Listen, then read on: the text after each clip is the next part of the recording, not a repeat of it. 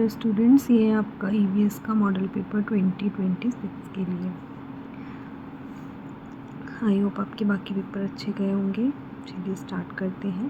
तो इसमें आपके फिर से फर्स्ट 5 क्वेश्चन जो है वो आपके ऑब्जेक्टिव होंगे। ठीक है, फर्स्ट क्वेश्चन है आपका choose the correct option. Amritsar is famous for, तो अमृतसर किसके लिए फेमस है? तो यहाँ पर ऑप्शन में आपको 4 ऑप्शन दिख रहे हैं। तो हमें पता है कि अमृतसर में क्या है, स्वर्ण मंदिर, जिसको हम गोल्डन टेम्पल के भी नाम से जानते हैं। सेकेंड क्वेश्चन है the number of bones in the human body are, तो ह्यूमन बॉडी में कितने बोन्स होते हैं? तो आपको पता है कितने बोन्स होते हैं, 206। Where does the journey of Mahanadi end, Mahanadi की जर्नी कहाँ पर एंड होती है, मतलब कहाँ पर जाकर के नदी जो है वो ओशन में मिलती है। ठीक है, तो किस में मिलती है? तो ये बे ऑफ बंगाल में। नेक्स्ट है in which district is Talgaon located, Talgaon कहाँ पर है? तो ये है आपका बिलासपुर डिस्ट्रिक्ट में। इसमें लास्ट क्वेश्चन है आपका एमसीक्यू का, टैली ऑफ नंबर 6 इज़, है ना। टैली में हम 6 को कैसे लिखेंगे? हमें पता है कि 1 2 3 4 और ये वाली लाइन 5 काउंट होती है। ठीक है, ये हो गया आपका 6 7, है ना, तो 7 हो गया। इसमें देखेंगे तो 1 2 3 4, ये 5 हो गया और ये लाइन 6 हो गई, है ना। तो ऑप्शन बी आपका करेक्ट हो जाएगा। अब है very short answer type questions, ये आपके 2 मार्क्स के हैं। इसमें आपको क्वेश्चन के साथ में अब यहाँ पर स्पेस दी हुई है, वहाँ पर आपको आंसर भी लिखते जाना है। अगर आपका आंसर लिखने में ब्लैंक स्पेस में प्रॉब्लम है तो आप यहाँ पर सीधा लाइन खींच के स्केल पेंसिल के हेल्प से भी आंसर को लिख सकते हैं।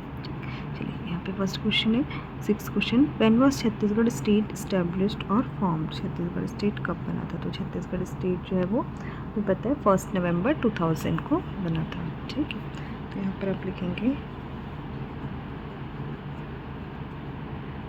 Chhattisgarh state was established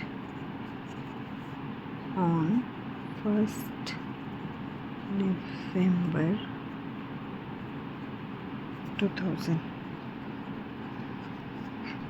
second question, इसमें next question 7th question, where are the ants found, ants मतलब चींटियाँ कहाँ कहाँ मिलती हैं, है ना। तो चींटियाँ जो है वो हमें पता है होल्स में, बरोज़ में, या जो मीठी चीज़ें होती हैं स्वीट्स में, वहाँ पर हमें मिलती हैं। तो ants are found in holes, sweets, बरोज़,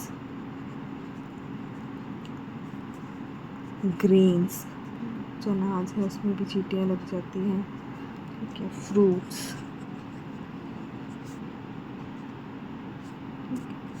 इन सभी जगह पर हमें चींटियाँ मिलती हैं। ठीक है, इसके साथ आप फील्ड्स वगैरह भी लिख सकते हैं, ट्रीज़ वगैरह भी लिख सकते हैं। ठीक है, 8th क्वेश्चन पूछ रहा है write difference between carnivorous and herbivorous, carnivorous और हर्बीवोरस में हमें डिफरेंस बताना है। ठीक है, तो जब भी डिफरेंस पूछता है तो हमें कोशिश करनी चाहिए कि हम उसे टेबल के फॉर्म में लिखें। मतलब एक तरफ आप कार्निवोरस लिख लो और एक तरफ हर्बीवोरस। अब इसको हम पेंसिल स्केल की हेल्प से ऐसा टेबल बना सकते हैं। अब इसमें पॉइंट वाइज लिख लेते हैं। तो जैसे कि कार्निवोरस जो होते हैं वो क्या करते हैं कि अब दूसरे एनिमल्स यानी क्रिएचर्स को खाते हैं, जैसे कि टाइगर, क्रो, है ना। हर्बीवोरस क्या होते हैं, जो सिर्फ और सिर्फ वेजिटेशंस जैसे कि फ्रूट्स, लीव्स, ग्रीन, ये सब चीज़ों को खाते हैं। ठीक, तो इसमें फर्स्ट पॉइंट हो जाएगा आपका दे ईट अदर क्रिएचर्स और एनिमल्स।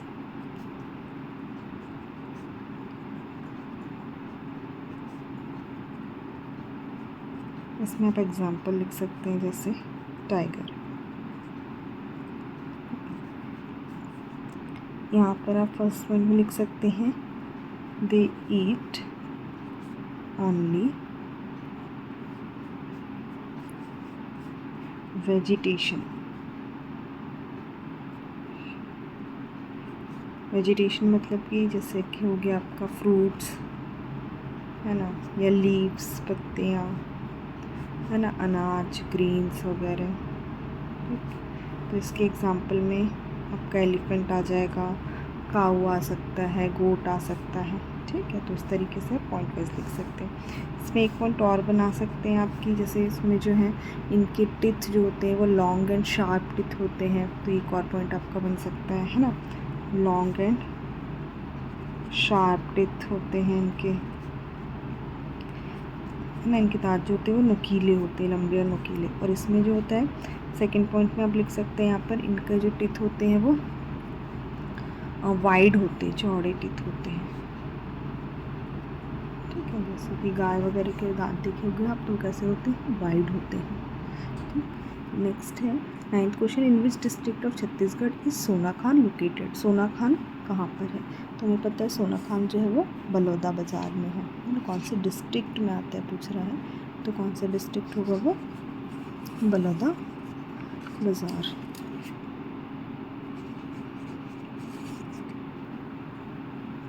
तब इसका आंसर लिख लो, सोनाखान इज़ इन बलौदा बाज़ार डिस्ट्रिक्ट ऑफ छत्तीसगढ़।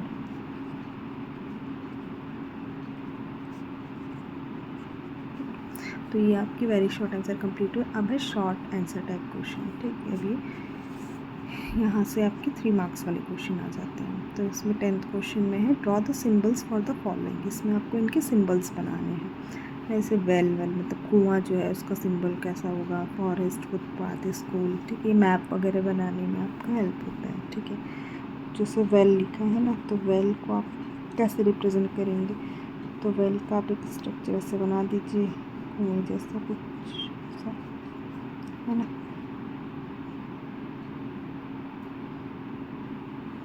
ठीक, तो ये क्या रिप्रेजेंट कर रहा है, एक वेल को रिप्रेजेंट कर रहा है, कुएं को रिप्रेजेंट कर रहा है। फिर क्या है, फॉरेस्ट, फॉरेस्ट मतलब जंगल। तो जंगल के लिए हम क्या बना सकते हैं, बड़े बड़े से पेड़ होते हैं जंगल में, है ना, तो पेड़ से घास होती है, ये बना दिए। तो ये किसको रिप्रेजेंट कर रहे हैं, फॉरेस्ट को। फिर क्या है, फुटपाथ, फुटपाथ। तो फुटपाथ के लिए हम क्या कर सकते हैं, से रास्ता बना सकते हैं इस तरीके से, है ना, कि ये क्या हो गया आपका, फुटपाथ को रिप्रेजेंट कर रहा है। फिर क्या है, स्कूल, स्कूल के लिए आप एक बिल्डिंग सा स्ट्रक्चर बना दो इस तरीके से, है ना।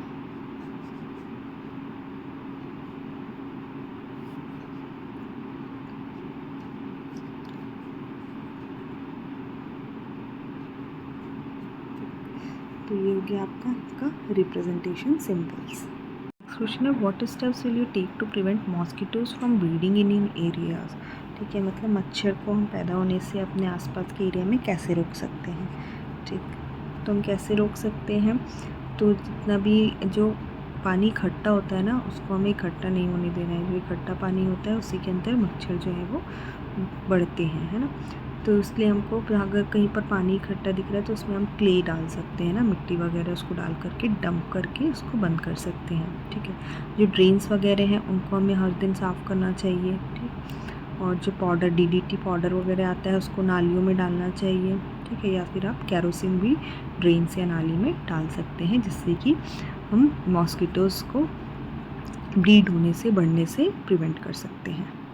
तो we have to follow the following steps. First है, fill the dump with clay where you find water. जहाँ भी हमें पानी दिखता है उसमें हमें उसको डंप कर देना चाहिए, मतलब भर देना चाहिए गड्ढे को, किससे, क्ले से, मिट्टी वगैरह से। Clean the drains every day, जो नाली वगैरह है उसे हमें साफ़ सुथरा रखना चाहिए, कोशिश करनी चाहिए हर दिन हम उसे साफ़ करें। Spread the DDT powder in the drains, और जो नाली होती है उसमें हमें DDT पाउडर छिड़कना चाहिए, या फिर हम उसमें केरोसिन भी छिड़क सकते हैं। ठीक है, तो ये सब क्या करेगा, मॉस्किटोज़ को ब्रीड होने से, बढ़ने से रोकेगा, प्रिवेंट करेगा। नेक्स्ट क्वेश्चन है question number 12, why should more and more trees are planted near factories and industries. तो फैक्ट्रीज़ और इंडस्ट्रीज़ के पास में ज़्यादा से ज़्यादा पेड़ क्यों लगाने चाहिए। तो हमें पता है कि पेड़ जो है वो क्या करते हैं, कार्बन डाइऑक्साइड लेते हैं। तो जो भी आपकी कार्बन डाइऑक्साइड फैक्ट्रीज़ और इंडस्ट्री से जो भी पॉल्यूशन क्रिएट हो रहा है, पेड़ क्या करेंगे, वो सारे को एब्जॉर्ब कर लेंगे और उसके बदले हमें ऑक्सीजन दे देंगे। ठीक है, ठीक है। तो इसका आंसर कैसे लिख सकते हैं हम? The trees maintain the balance of environment, है ना, एनवायरनमेंट के बैलेंस को बना के रखता है, मतलब जो कार्बन डाइऑक्साइड है उसको लेता है और उसके बदले में हमें ऑक्सीजन देता है। The plant absorb the carbon dioxide which is release by factories, तो फैक्ट्री से निकलने वाली कार्बन डाइऑक्साइड जो हानिकारक गैस है उसको वो एब्जॉर्ब कर लेता है और उसको बदल देता है लाइव गैस ऑक्सीजन में, है ना, जो हमारे लिए यूज़फुल होती है। Therefore we should plant more trees near the factories, इसलिए हमें फैक्ट्रीज़ के पास में ज़्यादा से ज़्यादा पेड़ प्लांट करना चाहिए, लगाने चाहिए। नेक्स्ट क्वेश्चन है 13, what are the functions of bones in our body, bones की क्या फंक्शंस होते हैं हमारे बॉडी में? तो बोन क्या करता है, हमारी बॉडी को एक स्ट्रक्चर प्रोवाइड करता है, एक ढांचा प्रोवाइड करता है, हमारी बॉडी को वो फॉर्म और फिक्स रखता है ना। जैसे कि नहीं तो मसल्स बस रहेगा तो हमारी बॉडी कैसा हो जाएगा, लूज लूज सा हो जाएगा, है ना। तो बोन्स जो है वो क्या करता है, एक फॉर्म और फिक्स रखता है हमारी बॉडी को, ठीक। और जितने भी डेलिकेट पार्ट्स होते हैं, ब्रेन, लंग्स, है ना, ये सब चीज़ों को वो क्या करता है, सॉफ्ट पार्ट्स को प्रोटेक्ट करता है, सेव करता है ना। और साथ में क्या करता है, वो हमारे बॉडी को जो डेवलपमेंट के लिए नरिशमेंट चाहिए होता है ना, कैल्शियम वगैरह जो हमारी बॉडी के डेवलपमेंट में चाहिए रहता है ना, तो वो सारी नरिशमेंट भी वो प्रोवाइड करता है। तो इसका आंसर हम ऐसे लिख सकते हैं कि following are the functions of our bones, है ना। तो फर्स्ट में हमने लिखा it makes the body form and fix, ठीक है।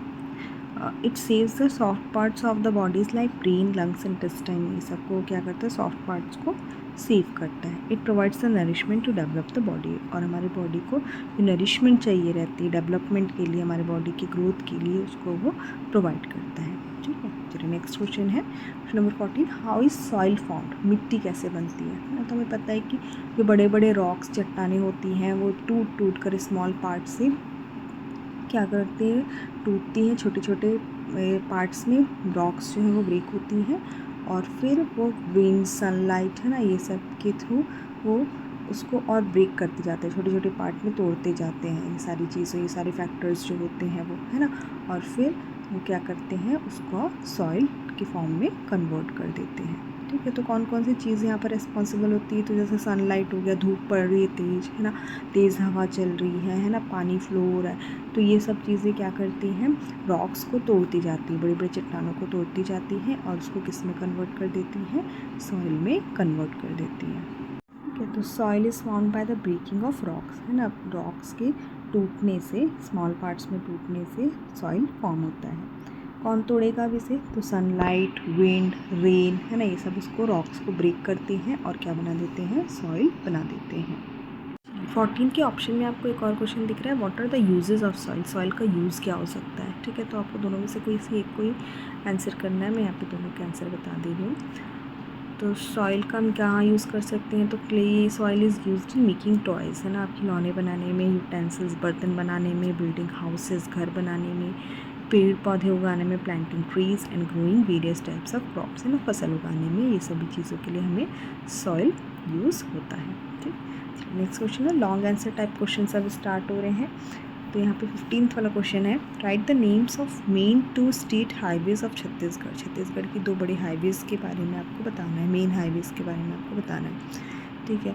तो मेन हाईवे तो एक तो है आपका स्टेट हाईवे नंबर 40, ठीक है, जो कि राजिम से गरियाबंद के बीच में है, ठीक है।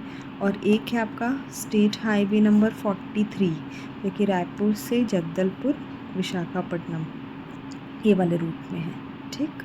तो इसके आंसर में आप लिखेंगे, एक स्टेट हाईवे जो है वो आपका 40 नंबर है ना, नंबर से है state highway number 40। National highways अलग होते हैं, ये स्टेट हाईवे ये राजिम गरियाबंद रूट में है। और एक आपका स्टेट हाईवे जो 43 है वो रायपुर, जगदलपुर, विशाखापट्टनम, इस वाले को लिंक करता है, ठीक। नेक्स्ट इसके ऑप्शन में क्वेश्चन है, you have studied about Goa, right 5 sentences about it, मतलब गोवा के बारे में आपको 5 सेंटेंसेस लिखने बोल रहा है। तो आप गोवा के बारे में क्या बता सकते हैं, तो गोवा जो है वो इंडिया का सबसे स्मॉल स्टेट में है से एक है, ठीक है। उसकी कैपिटल बता सकते हैं, उसकी कैपिटल क्या है, पणजी है। वहाँ पे लोग कौन सी लैंग्वेज बोलते हैं, है ना, पणजी या मराठी, ठीक है। और वहाँ पे बहुत सारे टूरिस्ट जाते हैं, टूरिस्ट के लिए एक इम्पॉर्टेंट प्लेस है वो, है ना। और वो कैसी जगह है, तो समुद्र से लगी हुई जगह है, मतलब कि वो एक कोस्टल एरिया है, कोस्टल एरिया है ना। और वहाँ पे बहुत सारे आपको क्या देखने मिलते हैं, चर्च वगैरह देखने के लिए मिलते हैं। तो ये सारे पॉइंट्स आप यहाँ पर लिख सकते हैं। तो आप इसके आंसर को ऐसे पॉइंट वाइज लिख सकते हैं, ठीक। तो 5 सेंटेंस बोला है तो मैंने यहाँ पे 6 लिख दिया, आप कोई भी 5 इसमें से लिख सकते हैं। जैसे कि आप लिख सकते हैं गोवा जो है वो एक स्मॉल स्टेट है, उसकी कैपिटल बता सकते हैं, इट्स कैपिटल इज़ पणजी। और वहाँ पे लैंग्वेज पीपल क्या बोलते हैं वहाँ के लोग, हियर पीपल स्पीक मराठी इन पणजी। उसके कोस्ट के बारे में बता सकते हैं कि वो टूरिस्ट के लिए बहुत इंपॉर्टेंट है, its coast are important for tourist. ना कोस्टल एरियाज़ जो है वो बहुत लंबे लंबे कोस्टल एरियाज़ हैं और रेतीले हैं, है ना, सैंडी कोस्टल एरियाज़ हैं, its coastal areas are very long and sandy. Here one big church, यहाँ पर एक बड़ा सा चर्च है, सेंट जेवियर नाम का एक बड़ा सा चर्च है। नेक्स्ट क्वेश्चन 16 में पूछ रहा है what are the stages through which mosquitoes life cycle goes, write their names with the help of diagram. ठीक है, मतलब आपको ड्रॉ बनाना है और उसके हेल्प से बताना है कि मॉस्किटो की लाइफ साइकिल क्या होती है, मतलब पहले क्या बनता है, फिर क्या बनता है, फिर क्या बनता है। तो बताया सबसे पहले एग बनेगा, एग से फिर लार्वा बनता है, लार्वा से प्यूपा बनता है और प्यूपा से फिर वो मॉस्किटो बनता है। ठीक, तो एग से लार्वा, लार्वा से प्यूपा, प्यूपा से मॉस्किटो। तो ये हम देख सकते हैं life cycle of a mosquito, है ना। तो ये एग्स बने, एग से लार्वा बना, लार्वा से प्यूपा, प्यूपा से मॉस्किटो बनेगा, फिर मॉस्किटो फिर से एग देगा। तो ये एक साइकिल जो है वो आपका प्रोसेस जो है वो कंटिन्यू चलती रहती है ना। तो ये आपका क्या है, मॉस्किटो का लाइफ साइकिल है। ठीक, अब इसके ऑप्शन में क्वेश्चन है what is the function of mouse in computer, computer में माउस का क्या फंक्शन होता है ना। तो माउस जो है उससे हम क्या कर सकते हैं, स्क्रीन पे मूव अराउंड कर सकते हैं ना, आपको कहाँ पे जाना है वहाँ जा सकते हैं, उसमें जो एरो बना रहता है उससे। ठीक है, आप किसी फाइल को ओपन या क्लोज़ कर सकते हैं माउस की हेल्प से। ठीक, या फिर किसी फाइल में कुछ वर्क करना है आपको, है ना, तो राइट या लेफ़्ट क्लिक करके आप माउस की हेल्प से फाइल में कोई वर्क कर सकते हैं। ठीक, तो माउस क्या है, एक काइंड ऑफ ऑपरेटर है। ठीक है, मतलब जिससे हम कंप्यूटर को ऑपरेट कर सकते हैं। तो देखिए ऑप्शन वाला क्वेश्चन है, तो आप या तो इसे सॉल्व करिए या फिर इसे सॉल्व करिए, आपको दोनों में से एक सॉल्व करना रहेगा। मैं यहाँ पर आपको दोनों बता रही हूँ। ठीक है, तो following are the functions of mouse. ये है आपका पहला क्या फंक्शन है, the act of moving arrow around on the screen with the help of mouse is done, है ना। अगर आपको स्क्रीन में कहीं पर जाना है ना, मूव करना है, किसी एक जगह पर दूसरी जगह पर मूव करना है, ठीक, तो आप किससे मूव कर सकते हैं, with the help of mouse आप वो कर सकते हैं। The work of opening and closing of file is done, किसी फाइल को ओपन करना है या क्लोज़ करना है तो उसको भी हम माउस की हेल्प से कर सकते हैं। Work on file is done, जैसे कि आपको कट, कॉपी, पेस्ट ये सारी चीज़ें करनी है ना। ठीक है, उसको कहीं और पे आपको लेकर के ड्रैग करके ले जाना है, तो ये सब हम लेफ़्ट क्लिक या राइट क्लिक से, माउस पे जो 2 क्लिक्स होते हैं ना, लेफ़्ट या राइट क्लिक से, उसकी हेल्प से आप ये कर सकते हैं। Mouse works as a kind of operator, तो माउस जो है वो किस तरीके से काम कर रहा है, एज अ ऑपरेटर काम कर रहा है। ठीक है, फंक्शन को करवा रहा है, ऑपरेट करवा रहा है, तो mouse works as a kind of operator. चलिए नेक्स्ट क्वेश्चन है what are the advantages of air transport, air transport के क्या क्या फ़ायदे होते हैं, एडवांटेजेस होते हैं। तो हमें पता है एयर ट्रांसपोर्ट जो है वो क्या करता है, कम से कम टाइम में हमें ज़्यादा से ज़्यादा दूर अगर ट्रैवल करना है तो हम कम से कम टाइम में जा सकते हैं, मतलब हमारा टाइम सेव होता है ना, हम लॉन्ग डिस्टेंस को कम टाइम में ट्रैवल कर पाते हैं। ठीक है, और क्या करता है कि हम किसी भी सामान को अगर एक जगह से दूसरी जगह में लाना है तो वो हमारे लिए क्या हो जाता है, ईजी हो जाता है। जैसे कि फ्लडेड एरिया है ना, वहाँ पे ट्रेन या गाड़ी नहीं जा सकती, तो हम क्या कर सकते हैं, वहाँ पर सामान को पहुँचाना है तो हम ईज़िली हेलीकॉप्टर वगैरह से ड्रॉप कर सकते हैं। ठीक है, तो यहाँ पर हम देख सकते हैं क्या क्या एडवांटेजेस हैं एयर ट्रांसपोर्ट के। वी कैन सेव टाइम, हम टाइम को सेव कर सकते हैं। We can travel for long distance, हम ज़्यादा दूर के डिस्टेंस ट्रैवल कर सकते हैं कम टाइम में, इन लेस टाइम। डिफ़िकल्टीज़ मतलब जैसे कि फ्लड वगैरह या कुछ प्रॉब्लम है ना, तो वहाँ पर हम ईज़िली कोई भी सामान को पहुँचा सकते हैं, है ना, कोई भी हेल्प पहुँचा सकते हैं to the places they are required, जहाँ पर उनकी ज़रूरत है। ठीक, चलिए इसके भी ऑप्शन में एक क्वेश्चन है what kind of problems arise during floods. अभी दोनों में से किसी एक को सॉल्व करना है, चाहे इसको आंसर करें चाहे इसको आंसर करें। मैं यहाँ पे आपको दोनों आंसर्स बता रही हूँ। तो क्या पूछ रहे हैं यहाँ पे what kind of problems arise during floods, floods मतलब बाढ़ के कारण क्या क्या प्रॉब्लम्स हो सकती हैं। तो बाढ़ में क्या हो सकता है कि आपका एरिया मतलब कहीं पर अगर हुआ है तो वो फिल्ड विथ वाटर, पानी से भर सकता है। ठीक है, घरों के अंदर पानी जा सकता है, जो फसल है क्रॉप्स वो डिस्ट्रॉय हो सकती हैं, है ना। नुकसान हो सकता है, ठीक है। और लोगों की लाइफ डिस्टर्ब हो जाती है, ठीक। घर वगैरह में पानी घुस जाता है, ठीक है। तो कई घर कच्चे होते हैं तो गिर भी सकते हैं, ठीक। और जैसे पानी सब जगह इकट्ठा हो गया है ना, स्टेगनेंसी हो गई है पानी की। अगर इकट्ठा पानी ना, उसको स्टेगनेंट वाटर बोलते हैं। तो उसके कारण कई सारी डिसीज़ेज़ भी फैल सकती हैं। तो इसका आप आंसर लिख सकते हैं कि due to flood the surrounding areas get, है ना। तो फ्लड के कारण क्या हो सकता है, आसपास का एरिया फिल्ड विथ वाटर, पानी से भर सकता है। Water reaches the inside the houses, है ना। पानी जो है वो घरों के अंदर घुस सकता है। क्रॉप्स जो है वो डिस्ट्रॉय हो सकती है। All the crops get destroyed. There is huge loss of life and property. अगर कहीं पर बहुत पानी घुस गया है तो वहाँ पर लाइफ और प्रॉपर्टी को नुकसान हो सकता है। Life of people get disturbed, है ना। पीपल की लाइफ डिस्टर्ब हो सकती है। Houses collapse due to strong flow of water, है ना। घर वगैरह जो है वो कच्चे घर गिर सकते हैं। This is start spreading due to accumulation and stagnation of water. पानी के स्टेगनेशन मतलब इकट्ठा, एक्यूमुलेशन मतलब इकट्ठा होने से डिसीजेस वगैरह, है ना, उसमें बीमारियाँ जो है वो फैलने का डर रहता है, ठीक है। तो ये आपका ईवीएस का मॉडल पेपर है। आई होप ये आपके लिए हेल्पफुल होगा। एंड अब आपके पेपर ख़त्म हो जाएंगे 1-2 दिन में। एंड अगर आपको क्लास 6 के लिए मैथ्स का कुछ बेसिक्स जो आपकी क्लास 5th में अच्छे से प्रिपेयर नहीं हो पाया है, बट आपको लग रहा है कि 6th क्लास में वो हेल्पफुल होगा, है ना, तो आप ऐसे कुछ टॉपिक सजेस्ट कर सकते हैं और उस पर वीडियो हम बनाएंगे। और आप अगर अच्छा रिस्पॉन्स देंगे तो हम उसे कंटिन्यू करेंगे। एंड अगर आपको वीडियो अच्छा लगा हो, हेल्पफुल लगा हो, तो लाइक, शेयर एंड सब्सक्राइब।